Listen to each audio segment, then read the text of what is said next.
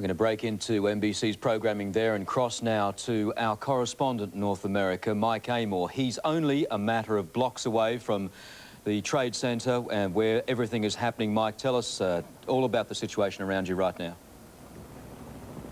Well, Chris, you can probably see over my right-hand shoulder here, that's where the World Trade Center towers used to be. They're no longer. Both came tumbling down a few hours ago after being hit by planes.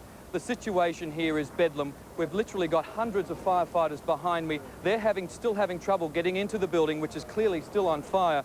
I've spoken to several witnesses. One saw at least 30 to 40 people leap to their deaths after being trapped in one of the towers. He said he saw about 5 people holding hands about the 96th floor, and one by one they jumped rather than being caught in the fire. This is just an incredible, incredible situation. Mike, obvious stories there of awful witness accounts there of people that didn't survive this, but there obviously were many who did. Have you spoken to those people?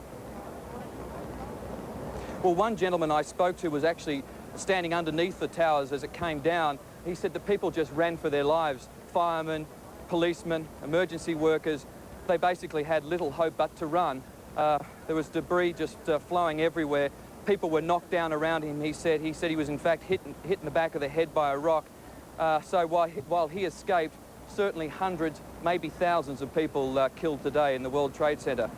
That's right. No real sense of how many casualties there might be, I suppose, at this stage. What's the feeling of the rescue workers you've spoken to on the ground? Any sense there of how large a casualty list this might produce? Well, certainly they're saying in the thousands, 20,000 people working in each building, so certainly in the thousands. We know there's been some estimates of about 200 firefighters that were caught when the 2 buildings came down. Of course, they were inside, braving, risking their own life down. From the top of the towers had caught on the bottom of the twin towers and brought both of them down. So, you know, too early to tell about how many people were killed, but certainly certainly in the hundreds, if not in the thousands, Chris. Mike, tell us, we're hearing stories that the city's hospitals are overwhelmed, that they're already running low on blood supplies. What are you hearing there? Well, we're hearing calls for emergency from emergency centres for blood. They've been overflowing with patients. We've seen a stream of ambulances come in and out of this place, dozens of ambulances overhead.